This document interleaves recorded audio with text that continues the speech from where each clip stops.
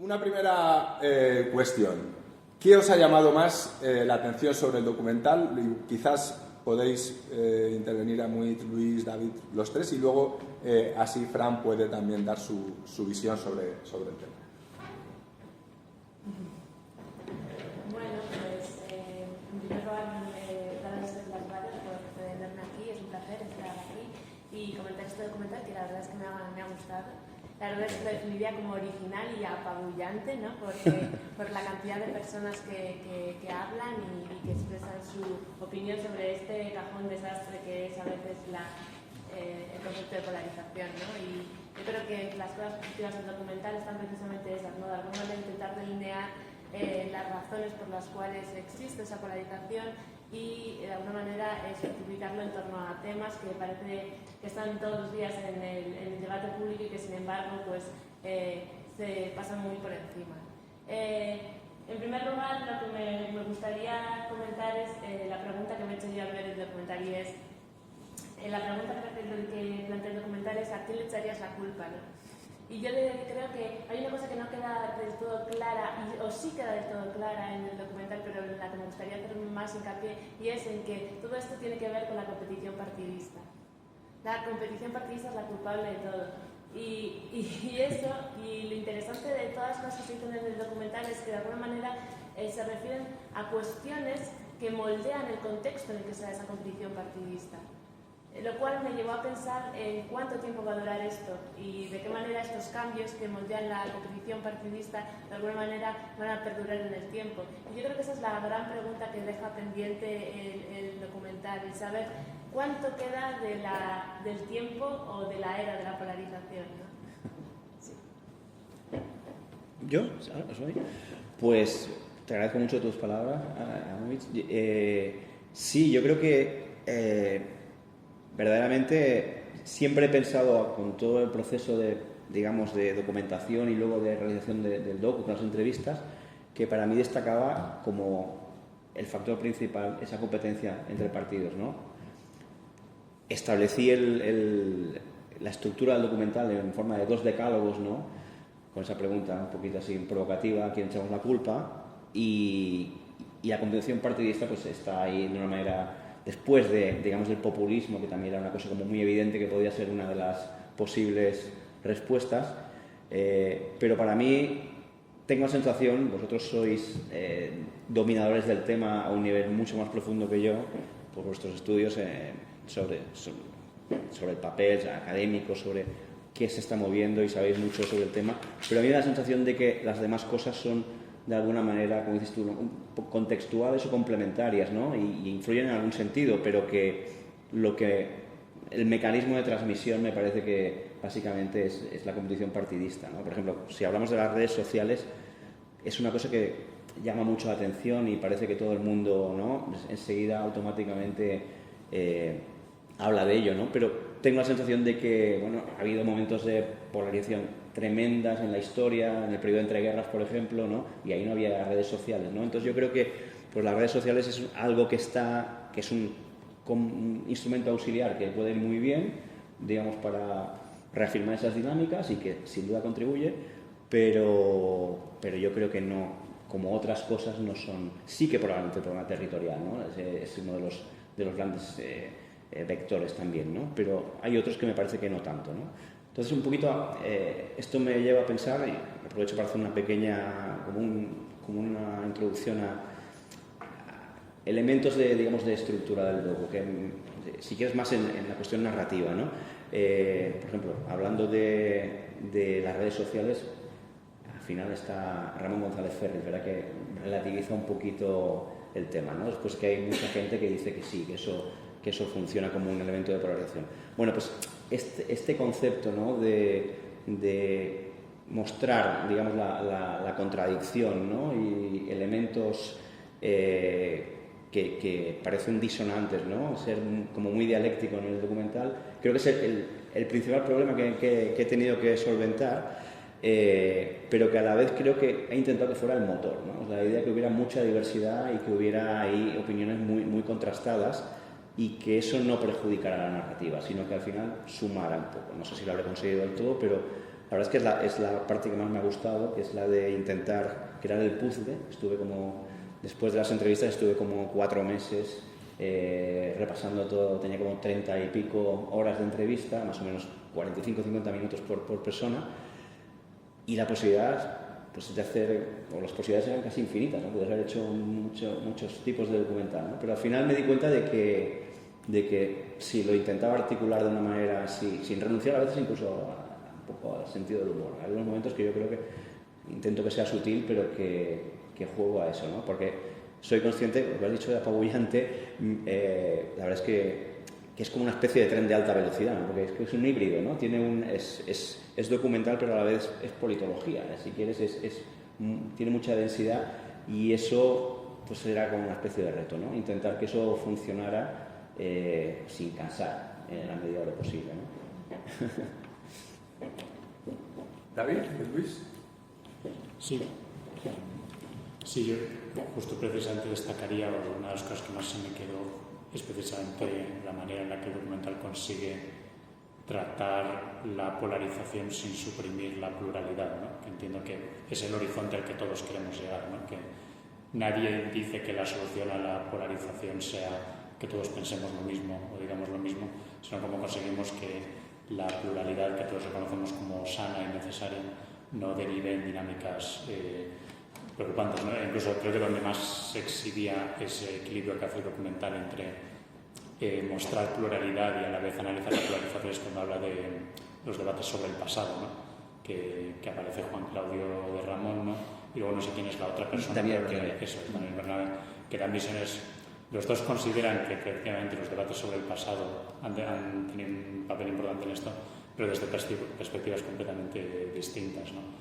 Y a mí también por la parte del pasado, a mí esto si queréis lo podemos desarrollar más adelante, ¿no? Pero como el documental empieza, o muy temprano se hace esa referencia a los años 30, a mí me interesa que pensemos por qué dinámicas que sabemos que han existido en otro momento histórico no están acabando exactamente igual, ¿no? Quiero decir, no hablamos de un fenómeno inmediatamente reciente, no es del año pasado, ¿no?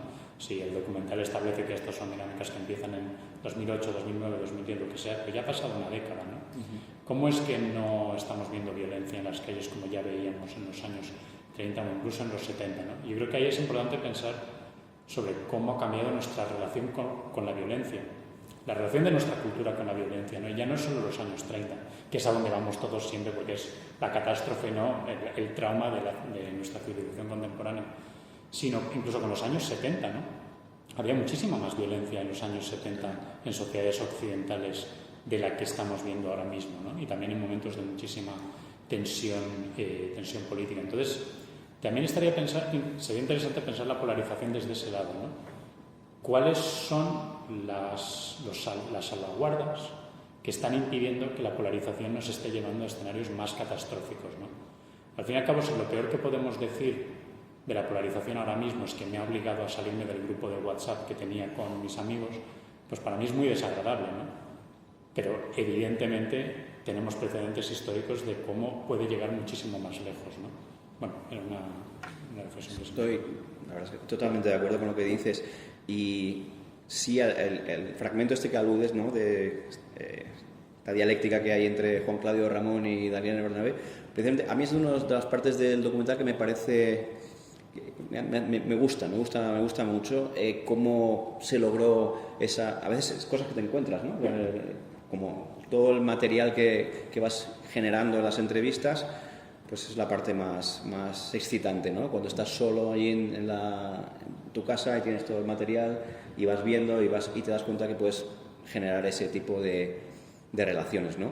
Entonces, yo creo que el documental pues sí tiene ese intento de convertirse un poco, esto es ya un poco metalenguaje, ¿no? En una especie de ejercicio de checks and balances también, ¿no? Ser un poco despolarizador en ese sentido, y también en el sentido de que tengo la sensación de que en un contexto polarizado como el que estamos, pues quizá no todo el mundo que sale en el documental se sentiría a lo mejor 100% a gusto compartiendo un espacio con otros de los que salen. Y sin embargo, creo que en el docu pues se intenta pues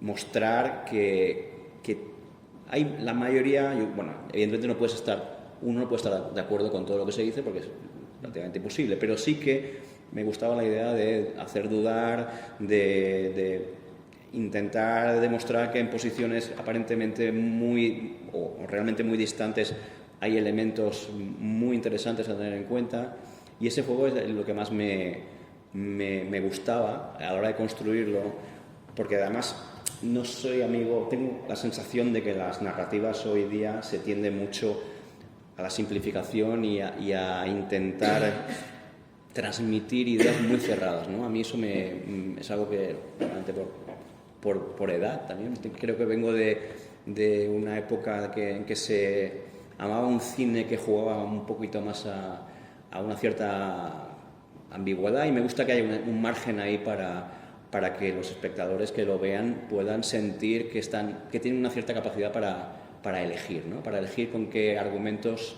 se quedan, ¿no? Y eso es un poquito, creo que casa bastante con cómo contemplo yo también la política y cómo contemplo pues lo que creo que debe ser un documental honesto desde ese punto de vista, ¿no? Para empezar, había ahí 34 personas que algunas de las cuales yo no conocía a priori y que aceptaron, ¿no?, estar ahí absolutamente con la mejor de sus voluntades, y de entrada ya tienes ahí una primera obligación, ¿no?, que es mostrar grandes momentos, grandes ideas de cada uno de ellos, y intentar que los duelos siempre queden equilibrados. A veces yo tenía la sensación de que lo que debía hacer para equilibrar era ir un poco en contra mía, ¿no? Y entonces he tratado a veces de darle más peso a aquellas cosas con las que estaba más en desacuerdo, ¿no?, para compensar.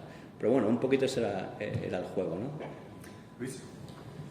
Pues yo me voy a centrar en otra de las cuestiones. La cuestión de la violencia actualmente me parece fascinante.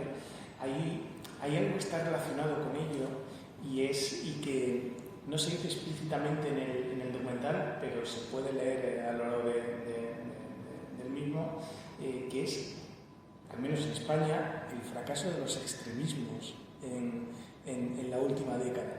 Es decir, lo que no se dice explícitamente, porque incluso puede que hoy, un año después de que se realizaran estas entrevistas, lo tengamos más claro. Es decir, los proyectos de transformación radical del sistema en la última década han ido fracasando uno tras otro. Y al mismo tiempo ha pasado otra cosa que también se puede ver en el documental, pero que no se dice tampoco de forma explícita, que es que mientras han ido fracasando estos proyectos de transformación radical, los partidos centrales del sistema han utilizado y utilizan la polarización para la competición bipartidista de siempre, ¿no? Entonces hay esta tensión porque, claro, cuando empezamos a hablar de polarización, que en España se empieza a hablar de polarización con el concepto de polarización en el año 19-20, eso es a partir de la pandemia, se tendía a igualar mucho el extremismo, y todavía en la mente de mucha gente está eso, y sin embargo, si miras detenidamente el documental, te das cuenta cómo todos estos partidos políticos que han planteado alternativas al sistema, a una transformación radical del sistema, pues todos han ido decayendo. Ocurrió con Podemos, en cierto modo Ciudadanos, y está ocurriendo con Vox, ¿no? Con lo cual hay esta tensión que yo creo que el documental deja abierta, pero bueno, también está bien que deje abierto algo para el debate, entre que, al contrario de lo que ha pasado en otros países, que también aparecen imágenes, ninguno de los movimientos extremistas ha acabado siendo dominante, pero al mismo tiempo se ha mantenido una polarización fruto de la competición política extrema entre las mismas fuerzas del sistema. Muy interesante lo que dices, Luis. Sí, yo en el documental, yo creo que hay una segunda parte que yo digo que trata de ser más asertiva, que es cuando ya analizas, se trata de ver ya los posibles efectos, ¿no? Es muy rápido, pero quería mantener la estructura de 2 decálogos, me parecía que valía la pena. También o intentamos, el tema del metraje es siempre complicado, además es una cosa, no es lo mismo 97 minutos a lo mejor que 103, ya parece que es poco, pero estás en la frontera ahí en que puede ser complicado, ¿no? Pero sí que en la segunda parte creo que hay un intento que ese juego dialéctico se vaya atenuando progresivamente y ya haya algo así como un punto de vista sugerido.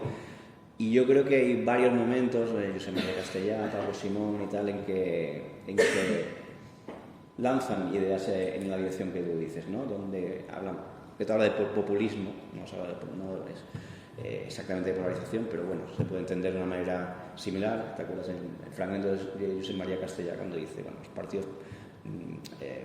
los partidos no solo ellos, ¿no? Dice, a veces nos da la sensación, fue un automatismo que tuvimos, ¿no? Achacar actitudes populistas a los nuevos partidos, ¿no? Como evidentemente pues, Podemos con una frase populista de entrada muy clara, ¿no? Pero no sé qué sensación tenéis vosotros. A mí me da la sensación de que en el concepto en la idea de polarización puede haber ya un olfato general entre la gente en que lo vemos ya en las fuerzas mayoritarias, ¿no? Como de manera predominante, ¿no? Una especie de sensación casi sin demasiada reflexión en la población, pero yo creo que creo que se empieza a notar, ¿no? En el espacio público. No sé si estáis... Bueno, no, en realidad me interesa mucho precisamente los que lo estudiáis, digamos, de manera académica, porque yo tengo la duda, viendo el documental también, de cuánto de esto que estamos viendo es una polarización estable, ¿no? Nos movemos dentro de los parámetros de democracia, de competición partidista, que son desagradables, pero que no te rompen una comunidad política, ¿no? Y cuando llegamos a una polarización inestable, ¿no? A una polarización que es una pendiente resbaladiza que acaba con el asalto al Capitolio, ¿no? Me pregunto, los que realmente sabes del tema, si esta duda, entiendo que os la plantearéis, si hay alguna herramienta o algún mecanismo conceptual para saber cuándo estamos ante una polarización, digamos, de fogueo, porque hay que llenar espacio en los tweets de las cuentas institucionales o de las tertulias, y cuándo hay que sonar la voz de alarma, ¿no? No sé qué dirías. Bueno, pues son preguntas súper interesantes, la verdad. En cuanto a la anterior pregunta en relación con dónde anida la polarización actualmente, dado que parece ser que las nuevas fuerzas populistas, radicales, no han tenido éxito en su labor de alguna manera de movilizar al electorado español. Yo creo que uno de los grandes éxitos de estas fuerzas reside en el hecho, y ellos no lo saben, pero reside en el hecho de que han conseguido mover a los partidos tradicionales a los extremos. Y es uno de esos logros que nadie les va a reconocer, o que ellos mismos nunca reconocerán, pero que en el fondo es uno de sus mayores logros, ¿no? Esto está muy estudiado en la ciencia política, o sea, cómo actúan los partidos políticos tradicionales mainstream cuando de repente surgen nuevos partidos, ¿no? Existen distintas alternativas y una de ellas, desde luego, es de alguna manera confrontar a estos partidos con ideas opuestas o de alguna manera asimilando y cooptando el mensaje de estos partidos. Pues parece ser que ese es el caso y a mí me parece bastante preocupante el caso español, porque es un caso paradigmático de lugar en el cual de alguna manera esas fuerzas que lo interesante del caso español es que algunas de esas fuerzas eran facciones en el seno de estos partidos anteriormente, lo cual de alguna manera hace todavía más plausible el asunto, porque para algunos de los partidos de alguna manera adoptar este mensaje no es adoptar un mensaje ajeno, sino que es adoptar el mensaje de colegas de partido que hasta hace unos cuantos años formaban parte de su misma organización. Entonces es una organización bastante singular y original, la española. Me preguntas, ¿cuándo explota la olla a presión? Pues no tengo ni idea. La verdad es que la fragmentación política es una cuestión que genera muchos problemas, o sea, la fragmentación política multipartidista genera muchos problemas a la conformación del gobierno, pero creo que al mismo tiempo sirve de salvaguarda, porque de alguna manera hace que los partidos no concentren tanto poder como para de alguna manera pasar esa línea roja. Pero bueno, estas son solamente unas ideas, ¿no? ¿Qué opina? No, pero estoy muy de acuerdo con esto último porque siempre contamos que la polarización, se habla históricamente de un proceso de polarización, por ejemplo, de la democracia estadounidense, 50, 60 años antes de que llegue Donald Trump. Con lo cual, probablemente todavía yo solía decir que estábamos España es un país en vías de polarización y precisamente este año es la primera vez que hemos visto una configuración de bloques que no sabemos cómo de estable será, pero que sí que empiezan a ser bloques que son los mismos bloques que en el momento de la República y que si perduran en el tiempo, como decía Múnich, y se crean identidades fuertes con respecto a esos bloques, sí que podemos ver esa deriva. Ahora, una deriva en las actitudes, otra cosa son los comportamientos. Y en esto, incluso los libros respondiendo a la pregunta que acabas de hacer sobre Estados Unidos, son relativamente recientes y demuestran una cosa que a veces se nos pierde de vista, y es que la violencia generalmente parte de grupos muy minoritarios. Y entonces una cosa es que empieza a haber unas actitudes de tolerancia hacia la agresividad y la violencia más grande de la población, y eso yo creo que si seguimos en la política de bloques se irá dando. Y otra cosa distinta, incluso muy distinta, es cómo se organiza esa violencia. Y es cierto que en España en las últimas décadas, fuera del caso del terrorismo, apenas hemos tenido otros casos de violencia política, digamos, de más baja intensidad. O sea, se da la paradoja de que es el país donde los ciudadanos se manifiestan más con diferencia en la Unión Europea, y sin embargo todas estas manifestaciones, al contrario que ocurre en otros países, son una y otra vez pacíficos. O sea que yo creo que son dos cosas distintas que los estudios muestran que están relacionadas, actitudes de toda la población y el desarrollo de grupos violentos, pero que probablemente tenemos que verlas en paralelo porque son cosas distintas. Yo os lanzo una pregunta.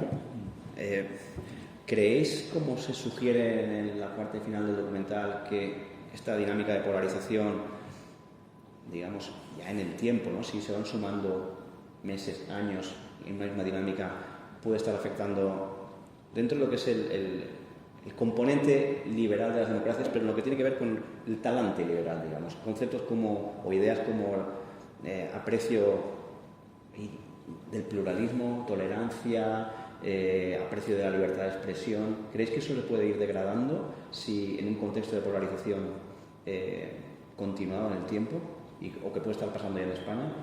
Una respuesta muy rápida.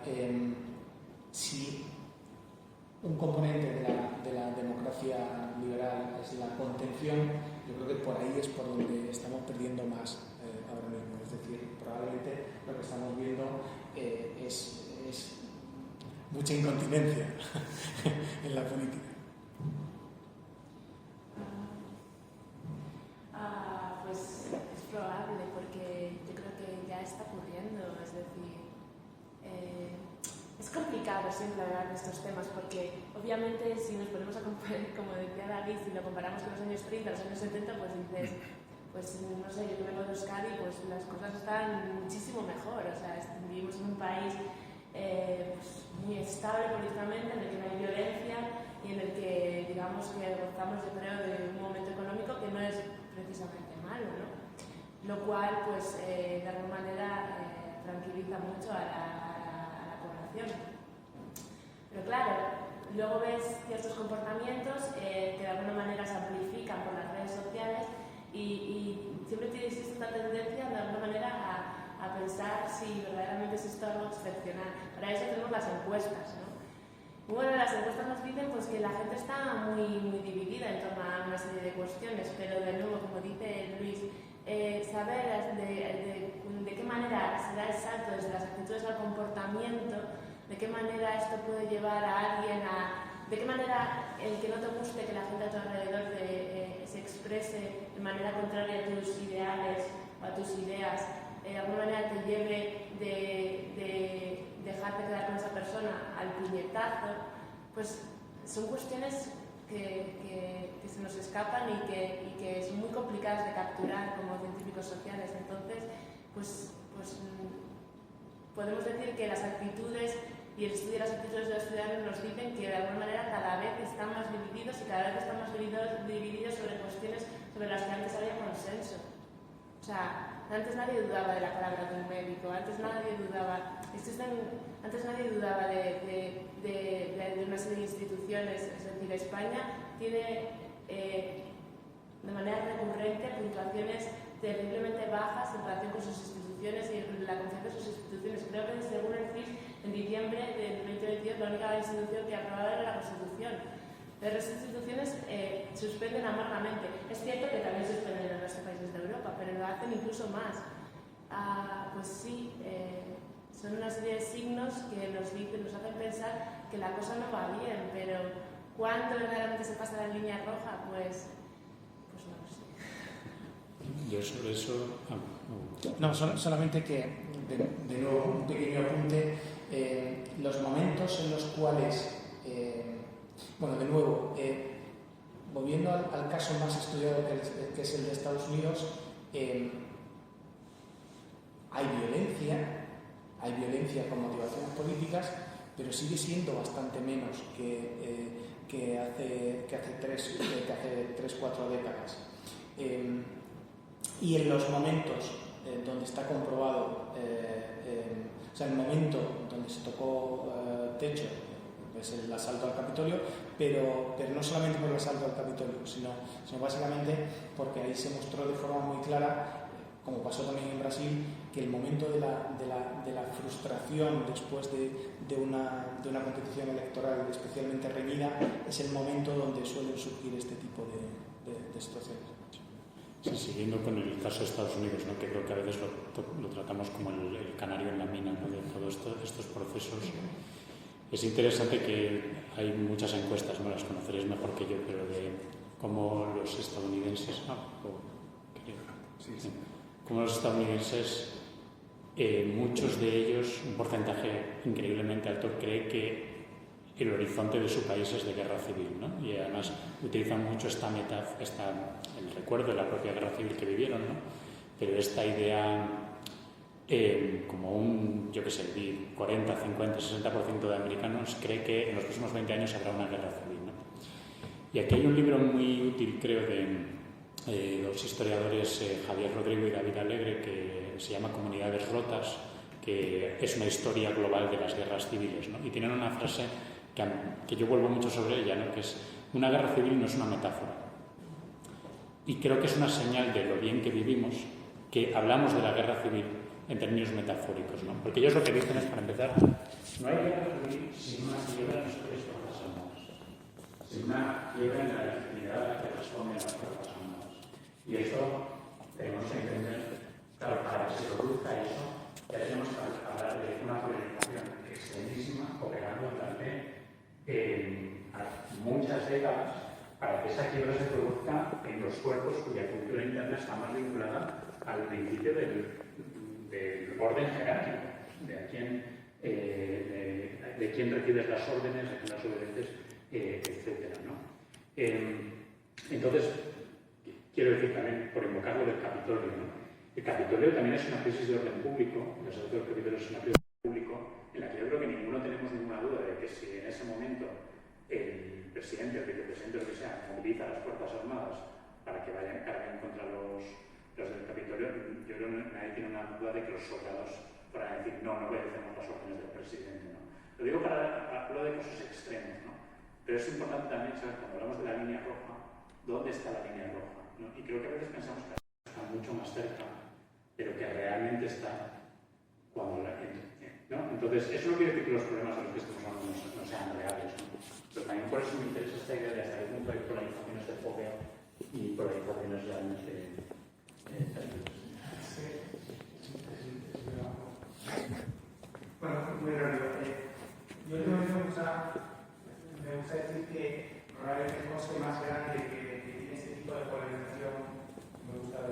han dicho, es algo que no vemos y es el coste de oportunidad. Es decir, yo creo que muy rápido nos hacemos preguntas que a todos nos resultan muy interesantes, como estas de dónde está la línea roja, dónde está el momento de quiebra, dónde está, y sin embargo no nos damos cuenta que lo que está pasando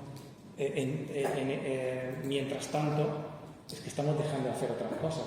O sea, estamos poniendo un montón de energías nosotros mismos, en los políticos, medios de comunicación, en algo que como mínimo no mejora la vida de la ciudadanía y probablemente la empeora. Sí, no, totalmente. A mí me gusta hablar, bueno, creo que existe una pregunta, pero a mí me gusta poner el ejemplo de Euskadi porque es uno de los que me toca más de manera más cercana. La convivencia en Euskadi ha mejorado muchísimo. La convivencia en Euskadi ha mejorado muchísimo. Ya lo digo a título personal y luego teniendo en cuenta las encuestas. Pero es que si tenemos en cuenta el comportamiento de los vascos en relación con otros territorios, que este es un tema en el que estoy trabajando últimamente, los vascos son uno de los grupos más tranquilos, o sea, es decir, tienen una percepción muy positiva del resto de grupos territoriales en España, empiezan a tener digamos que actitudes sobre sus relaciones con el territorio mucho más calmadas que las que tenían en los años 80, los años 90. Entonces vemos que ha habido un proceso de normalización política que por supuesto, pues dependiendo un poco del posicionamiento político de uno, pues podrá parecernos más o menos grave o más o menos digamos difícil la situación política. Pero dicho esto, cuando uno ve en perspectiva la situación del País Vasco, dices, hay una clara mejora en la convivencia en Euskadi. ¿Y esto es compatible con que España esté más polarizada que nunca? Pues sí, sí que lo es. Desgraciadamente sí que lo es. Y uno aspira a que toda España de alguna manera llegue o de alguna manera se dé el momento en el cual Euskadi, Cataluña y España vivan de alguna manera un mismo proceso de normalización política. Pero parece que por ahora parece que es un momento antagónico, pero sí, o sea, es decir, es una cuestión bastante interesante. Y tenía otro comentario, pero se me ha pasado, así que luego lo digo. Sí, todo. Sí. Sí, sobre Estados Unidos, una cuestión. Yo creo que el problema de Estados Unidos es que la violencia política es una constante. Es decir, nunca ha desaparecido. Entonces, ¿por qué nunca ha desaparecido la violencia política en Estados Unidos? Tiene mayor o menor intensidad, pero porque nunca ha desaparecido, eventos como los del Capitolio no nos parecen tan extraños, ¿no? Cuestión esta que en Europa parece mucho más impensable que ocurra, pero no lo sé, tiro la idea ahí. Sobre la parte lo de oportunidad, el coste de oportunidad, ¿no? Es que es interesante también, y es una duda que plantea el propio documental, si aceptamos que 2008, ¿no? Si aceptamos que todo esto empieza con la crisis económica y con la crisis de expectativas y tal, y si aceptamos por una parte un relato un poco lineal, ¿no? De esta situación económica, pues luego genera esta polarización política, lo que no encaja bien es lo que creo que Pablo Simón señala acertadamente, que es 2014-2016 ya lo hemos identificado como el efímero verano reformista en España. Pues como precisamente lo que ocurre primero no es tanto una polarización como la que veríamos después, sino este momento que ahora incluso nos parece hasta naif, ¿no? Pero de esta idea de toda la gente, como comenta también Aurora, ¿no? De cómo íbamos a hablar de policies, cómo se iba a reformar el sistema. Es decir, que la crisis económica podía haber tenido derivaciones muy distintas, ¿no? Que hubiera servido como la manera de canalizar todo este ímpetu reformista y que finalmente hubiera llegado a las instituciones y tal, o la parte de la polarización y que, como dices, sabes de estas cosas que no son incompatibles. O sea, que curiosamente las dos líneas están avanzando al mismo tiempo. Está avanzando al mismo tiempo la gente que lo que quiere es reformar ciertos elementos de las leyes y también las propuestas rupturistas, ¿no? que también comentaron antes. A mí esta idea que habéis planteado me parece súper interesante, que creo que es totalmente factible, aunque parezca una paradoja, ¿no? Es la idea de que podemos vivir en una sociedad mucho menos violenta que a lo mejor unas décadas atrás y sin embargo tener una percepción de polarización mayor. Probablemente eso intuyo pueda tener que ver con la idea de que la polarización tiene una dimensión de sentida, ¿no? Vivencial, ¿no? Y en la medida que eso se fomente, ¿no? Desde las élites políticas, quizá, si echamos la mirada hacia atrás, vemos momentos a los que aludíamos, ¿no? Con más violencia, pero que a lo mejor había una menor politización, ¿no? En la sociedad, había momentos de apatía, ¿no? Probablemente, podían coincidir parcialmente, ¿no? Y puede ser que hubiera esos momentos en que había esa sensación un poco de desapego hacia la política y con unos brotes de violencia que han tendido a ser menos aceptables hoy día, ¿no? Y sin embargo tenemos más sensación de polarización ahora porque estamos en una dinámica en que yo creo que pues, los agentes políticos también han entendido que ese es un mecanismo de supervivencia y para ganar, ¿no? Y pues esa sería una aparente paradoja y es una idea que habéis ofrecido, que saco como conclusión, me parece súper interesante. Sí, hay que tener en cuenta también que los sistemas de valores de las sociedades han cambiado muchísimo. Cuando nos referimos a los años 30, 40, 50, hablamos de sociedades materialistas, hoy en día son sociedades postmaterialistas. Esos cambios en los sistemas de valores también están jugando su papel, ¿no? Pues también los conflictos y los problemas de la politización más cotidiana giran en torno a esas cuestiones más identitarias y menos en cuanto al conflicto clásico capital trabajo que los partidos también movilizaban de otra forma. Y bueno, hemos vivido en el caso español un proceso de modernización política, un cambio de valores muy potente, y quizás ahí la dimensión territorial junto con el papel fuerte que tuvieron los partidos políticos desde la transición, el tema territorial porque no se cerró bien, ¿no?, el modelo federal, y porque los partidos políticos adquirieron mucho peso en nuestra vida cotidiana, de alguna forma podrían ser dos de los factores que más inducen a la polarización, no lo sé.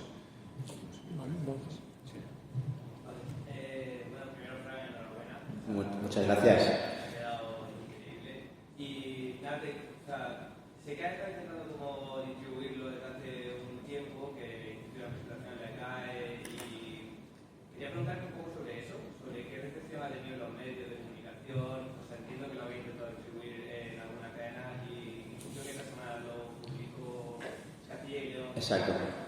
Y nada, quería un poco saber cuál había sido la recepción en los medios de comunicación de lo que habéis intentado, y también como pregunta para todo el resto, si creéis realmente que la polarización es un tema de preocupación de los ciudadanos españoles, o si está más un poco restringido a núcleos un poco más académicos. Pues si os parece, comienzo yo. Pues muchísimas gracias por tu interés. Mira, te diría que una de las cosas que vas aprendiendo con esto es que es un proceso lento, aparentemente. Te das cuenta de que es cierto que el proyecto documental tiene unas características un poco atípicas, que es una cosa en la cual, pues, con un compañero que me ha ayudado sufragándolo, pues nos lanzamos, ¿no? Y nos lanzamos sin ningún tipo de garantía a priori, de ningún canal de distribución negociado previamente, porque tenía la sensación en ese momento, que fue exactamente a principios del año 22, el trabajo serio empezó en abril de 2022, tenía la sensación de que tenía ganas de explorar la temática, de que el proceso iba a servir también para mí, para ir aprendiendo, ir construyendo, buscando, ¿no?, la historia, y que tenía que lanzarme. Entonces no podía hacerlo de otra manera que no fuera esa. Eso implica que una vez que lo tienes, pues cuesta más un poco abrir las puertas, ¿no? Entonces, pues los canales de distribución son difíciles y vas consiguiendo cosas poquito a poco. Es verdad, lo que dices, el estreno en televisión se ha producido pues el domingo pasado en la televisión de Castilla y León, que va a hacer 3 pases más durante el año. Hay varias televisiones autonómicas a las que están estudiándolo. Desde mi punto de vista, creo que más allá de si te gusta más o puede gustar más o menos, creo que la temática en sí yo creo que es de actualidad y que debería despertar el interés, ¿no? Entonces, estamos pendientes de varias televisiones, estamos pendientes de poder colocarlo en Movistar Plus, que lo están estudiando. Cuesta, ¿no? O sea, se van produciendo cosas, a veces tienes momentos en que decaes, ¿no? Y parece que el recorrido se está acabando de una manera como muy prematura y de repente surge, pues te llama un periodista, te hace una entrevista, te llaman los de, por ejemplo, la televisión de Castilla y León. Tengo la sensación de que tiene un recorrido, pero no es fácil, no es fácil llamar la atención sobre una temática. No sé hasta qué punto, en un contexto como el actual, de polarización política, el hecho de que haya un documental que trate de hablar sobre eso, pues, aunque sea paradójico, por un lado tiene un criterio de oportunidad que yo creo que es claro, pero por otro no sé si puede disuadir en algún momento, no lo sé, porque a veces te da esa sensación, ¿no? Pero bueno, seguiremos peleándolo y intentando que se pueda ver en más sitios. Ojalá lo podamos poner, por ejemplo, en Movistar Plus, eso sería genial, ¿no? Porque ahí estaría ya irías acumulando visionados, ¿no? Yo creo que yo tenía la voluntad de, pues, modestamente, aparte de lo bien que me lo he pasado haciéndolo, pues intentar contribuir un poquito, ¿no?, al debate público con un tema que me parece que sirve además como imán para poder pegar muchos temas de la actualidad política. Es un tema que te lleva a muchas otras cosas, ¿no? Entonces yo creo que está bien desde ese punto de vista, pues poder verlo. Vamos a ver, ya iremos informando. Yo estoy en Twitter y cada vez que tenga alguna novedad, pues iré informándolo, por supuesto. Yo creo que, o sea, es un tema que interesa mucho, solo que, David, tú que a veces hablas por las mañanas y demás, ¿cuántas horas se le dedica en total en medios de comunicación a hablar de esto al día? Hablar de la polarización. Sí. Creo que siempre, bueno, no sé, esto es muy subjetivo, pero creo que es un comodín que se saca mucho. Otra cosa es que se hable realmente del tema, pero siento que una de las dinámicas de las tertulias es que te sacan un tema y muchas veces, como no te esperabas el tema, pues tú ves que mucha gente sale por el comodín, ¿no? Entonces, pues repite lugares comunes, y uno de los lugares comunes, bueno, claro, como estamos tan polarizados. Efectivamente. Nunca es el final del análisis, ¿no? Pero yo sí que diría, para tu pregunta, lo que cada vez estoy menos convencido es de que esto sea otro de los lugares comunes de las tertulias. Estos temas es una burbuja, ¿no? Es una burbuja político-mediática y esto a la gente real, a pie de calle, el fenómeno de la polarización no le llega. Yo creo que sí llega, y creo que llega a través de los grupos de WhatsApp familiares. Y lo veo por, el grupo de WhatsApp de mi mujer, de su familia, porque lo que ves es que basta con que haya dos personas en la familia, en el grupo de WhatsApp familiar, que estén politizados y politizados en direcciones distintas. Y eso ya, aunque todos los demás que estén en el grupo de WhatsApp no sea gente politizada, polarizada, etc., basta con que ellos dos estén ahí para que empiecen a enviar, no sobre el tema de la polémica del día, empiezan a reenviar cosas y entonces empiezan a responderse y entonces esa dinámica se produce. Entonces yo sí que creo que menos a nivel familiar, igual ahora me decís que hay estudios que demuestran que no es así, pero sí que creo que es algo que está ocurriendo mucho a nivel más granular y más micro, ¿no? Y casi a mí eso es lo que más me preocupa, más que algunos de los horizontes que estábamos hablando, ¿no? Que esto sí que realmente está ocurriendo en dinámicas familiares, no solo en lo que comentamos en los medios de comunicación. Sí, bueno, cuando se habla de polarización y sobre, de alguna manera, entre nosotros mismos tendemos a hablar de la burbuja de la polarización o de la manera en la que, de tanto hablar de la polarización, estamos de alguna manera creando un monstruo que es un monstruo de los politólogos y de los sociólogos y que verdaderamente no existe, ¿no? Y que, ¿dónde está la polarización? Solamente existe en nuestras facultades. No, pero la realidad es que no es verdad, ¿no? O sea, es decir, la manera más clara de entender esto es que, por ejemplo, tú puedes decir, no, yo no soy racista, pero el porcentaje de personas que no quieren que un inmigrante sea su vecino de la casa de al lado, pues ha incrementado. Tú puedes decir, no, yo no estoy polarizado, pero la verdad es que el porcentaje de personas que de alguna manera se posicionan cada vez más en los extremos, por ejemplo en el asunto territorial, es cada vez mayor. Entonces, la ciudadanía puede decir que no está polarizada, la ciudadanía puede decir que la polarización le es completamente ajena, pero la realidad, y esto es una de las cosas más bonitas de este fenómeno como científico social, es que no es tanto lo que diga la gente en relación con el tema directo, sino cómo se muestran otra serie de cuestiones que de alguna manera nos permiten entender cuál es el estado de la polarización, ¿no? Entonces ese sería mi... Volviendo a un tema de antes de lo del momento reformista y de qué ha pasado en los últimos 10 años, coste de oportunidad y demás,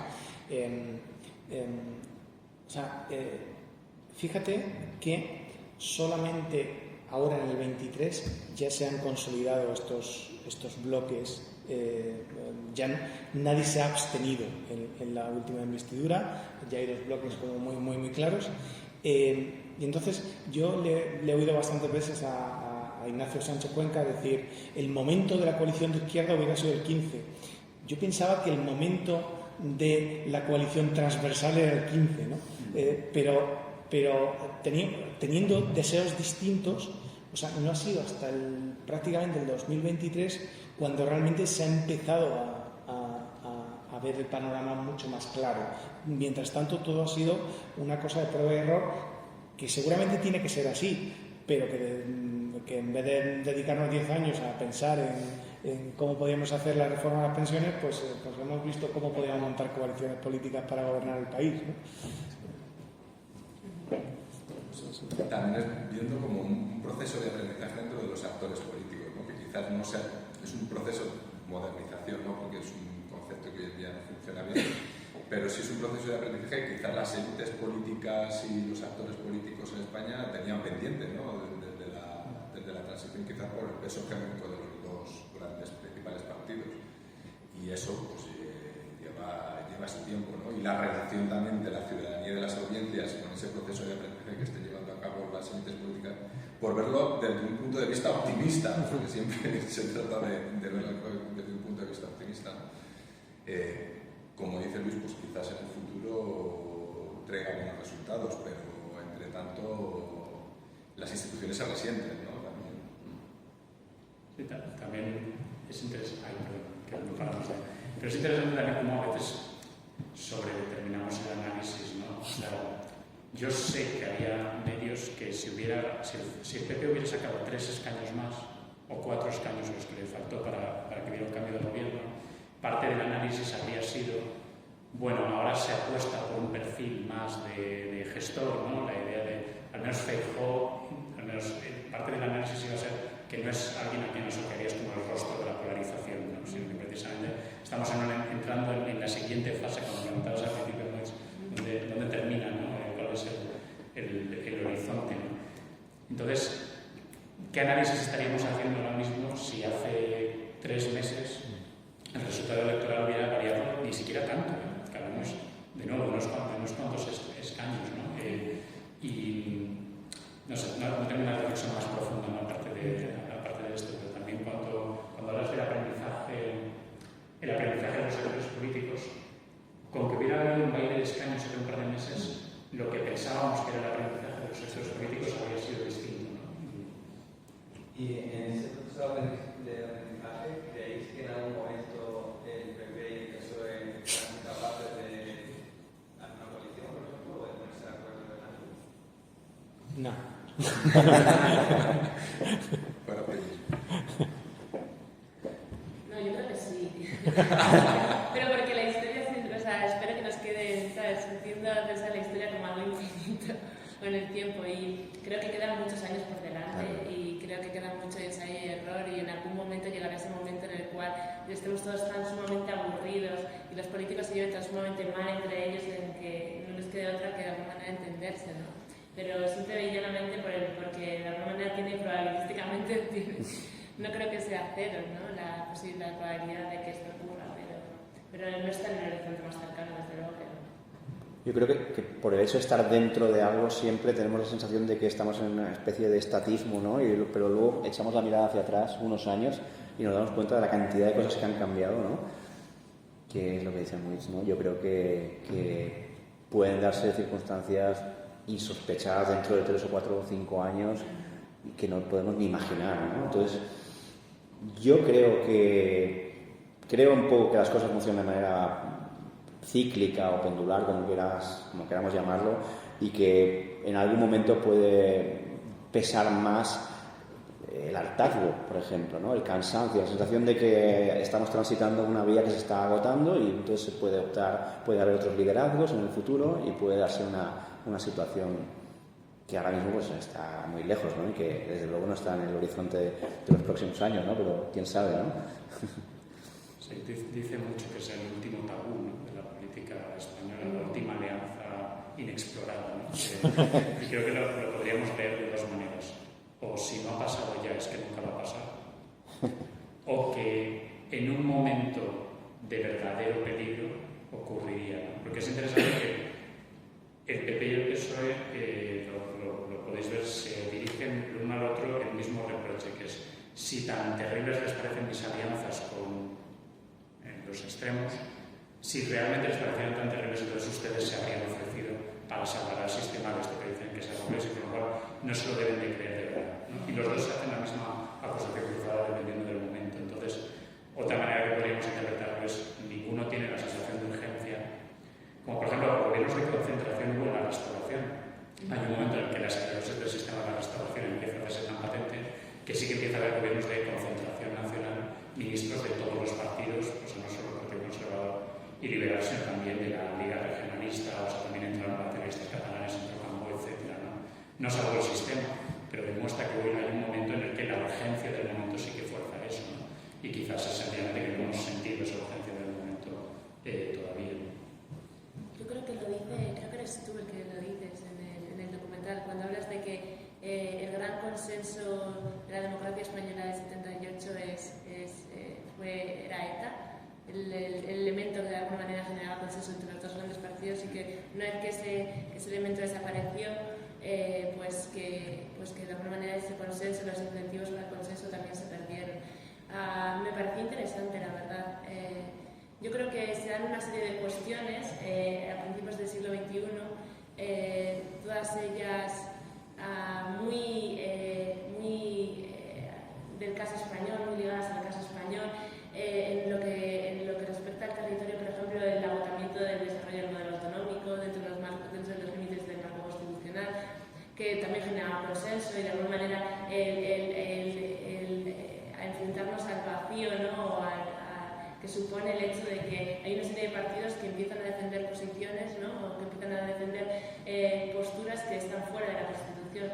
Eso divide muchísimo a los partidos políticos, y esta era una cuestión que de alguna manera quedaba sustentada por el marco constitucional y el modelo de desarrollo territorial que se da en esa Constitución del 78, que queda agotado a principios yo creo que con el traspaso de la sanidad durante un gobierno de Aznar.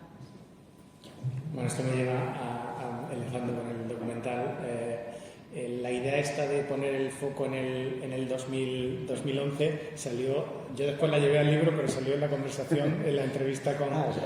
¿Salió primero en el documental? Bueno, yo recuerdo que salió en eso, porque es verdad que no tenía por qué ser todo el 11, pero lo ha hecho mucho, es decir, al final de la primera década del siglo XXI pasan cosas, y pasan una serie de cosas, y esto me conecta con la idea de que en general la historia, y ahora esto es como voy a soltar algo muy grande y tal, pero yo creo que ya hay bastante consenso en esto.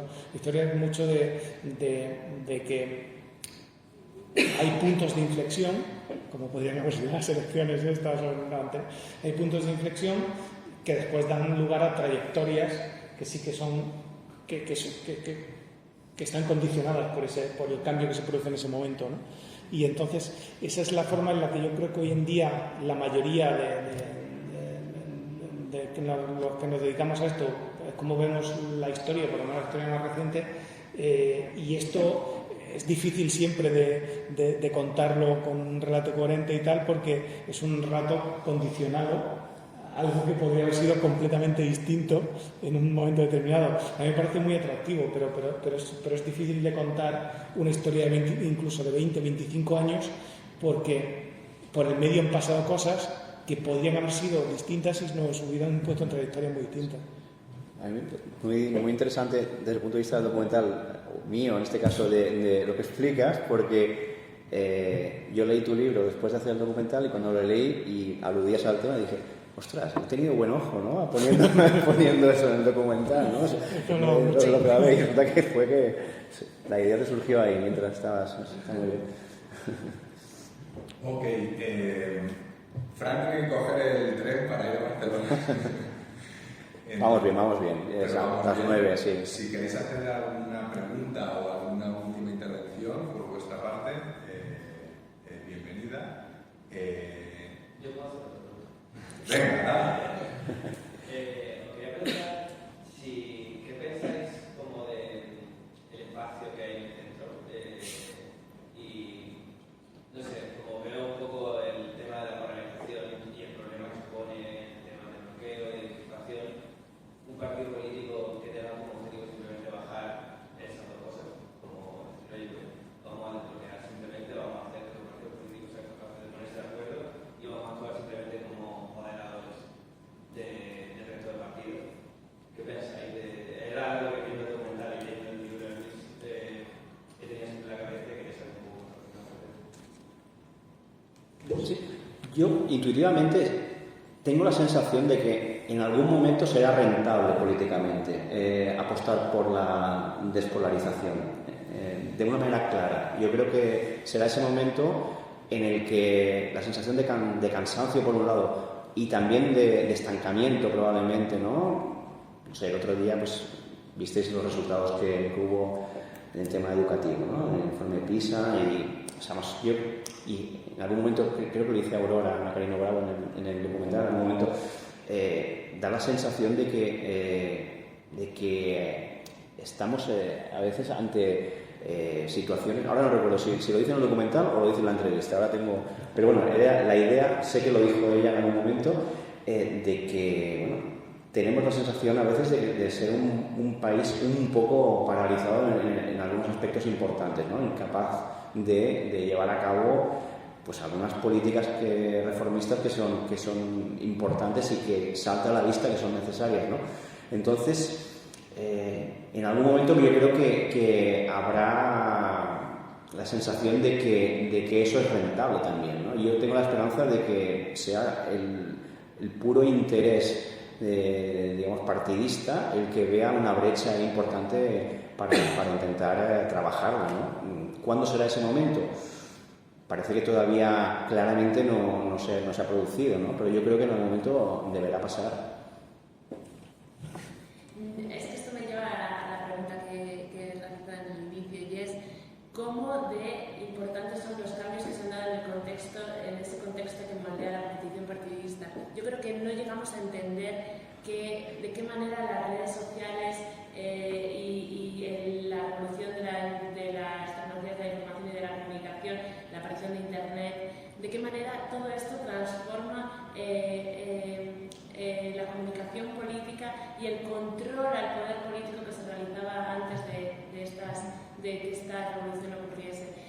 Yo no soy capaz de valorarlo y creo que tendríamos que entender de qué manera esto transforma la política, tal y como la conocemos hasta la actualidad, pero entender hasta cuándo va a durar esto, porque es posible que no volvamos a un escenario anterior.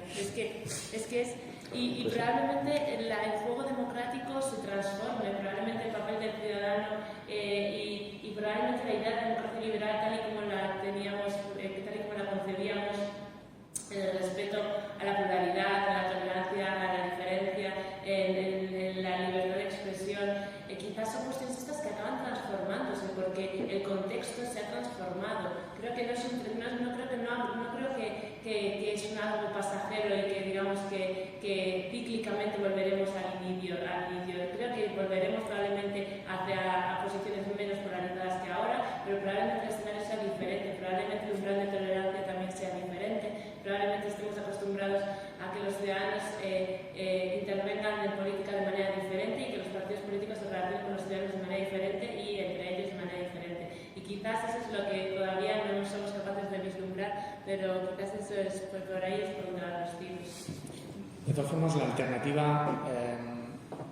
alternativas históricas a la polarización generalmente no son partidos que dicen estoy en el centro y por tanto generalmente son liderazgos que son capaces de apelar a suficientes votantes de ideología y de sensibilidades distintas. Solo con el ejemplo de Obama, pero también de Clinton, el propio Blair, por poner ejemplo por la izquierda, de políticos que apelaban generalmente por patriotismo o por otras ideas, que apelaban también al votante conservador. Entonces, cuando tienes ese tipo de liderazgos que te consiguen mayorías sociales relativamente amplias, entonces ahí, bueno, son periodos en los que la polarización no crece tanto, ¿no? Es muy tentador, no es solamente un problema de liderazgo, pero parte de lo que también se sugiere, pero no se acaba de decir completamente en el documental, es que la polarización también en muchos casos es una estrategia por parte de liderazgos débiles que se cierran en torno a su grupo y que solo apelan a un votante más cercano y no necesariamente un electorado tan amplio, ¿no?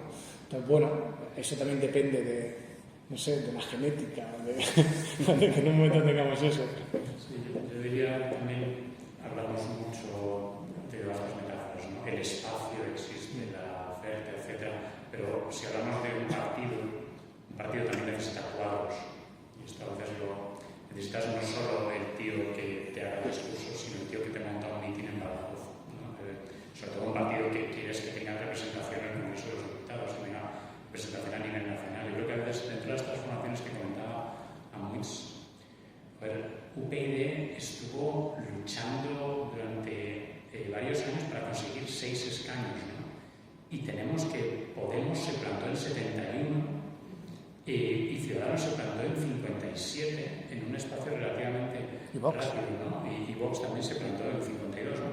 Fue el techo. O sea, y eso lo que demuestra ya no es solo un mensaje o un espacio, sino una organización que puedes crear muy rápido, ¿no? Que puedes crear cuadros. Entonces, digo esto porque un partido de centro futuro en España que tuviera éxito necesitaría esos cuadros. Y esos cuadros tendrían que ser cuadros nuevos, cuadros distintos, que no han estado implicados en los proyectos de centro de las 2 últimas décadas, creo yo. Porque para que ese proyecto funcionara, tendría que sonar nuevo. No tendría que sonar a una refundación de Ciudadanos, porque creo que ese sería el mejor camino para que no funcionara, ¿no? Y claro, la cuestión es tanta gente ha entrado en política, tanta gente ha participado en los últimos 20 años, que necesitaríais una generación completamente nueva, ¿no? Y eso es lo que, por pura cuestión de tiempo, esa gente ahora mismo yo creo que no está y tardaría tiempo en estar. Cuando esté, a lo mejor, entonces puede montar un partido. De manera orgánica, por así decirlo. Sí, como ya pasó, porque es ya lo que ya pasó en el proceso del ciclo anterior. Sí, hay que tener en cuenta, UPyD también nace en 2006, antes de todo lo que significa el 2011 y el desprestigio de las organizaciones políticas, ¿no? La responsabilidad sobre la gestión de la crisis y todo este tipo de cuestiones. Que es, curiosamente, lo que abre el proceso optimista, reformista, y al mismo tiempo lo que abre el proceso rupturista, pero porque hay actores que se saben mover en el conflicto y en la movilización y en los procesos de institucionalización de la política, que consiguen llevarse el pato al agua. Con el nacimiento de Podemos o Ciudadanos, de Vox en 2013, yo creo que está. Ok, ¿quieres tú cerrar, Fran? Pues no, yo creo que simplemente daros las gracias por haber visto el documental, haber estado tan interesados en él y agradezco muchísimo que estéis aquí y el interés concreto tuyo ahora por el futuro. Vamos a ver si tengo buenas noticias para las próximas semanas, meses, ¿no? Pues muchísimas gracias y por supuesto a vosotros, ¿no? Muchas gracias a Luis y David también por estar aquí en la mesa. Gracias. Muchísimas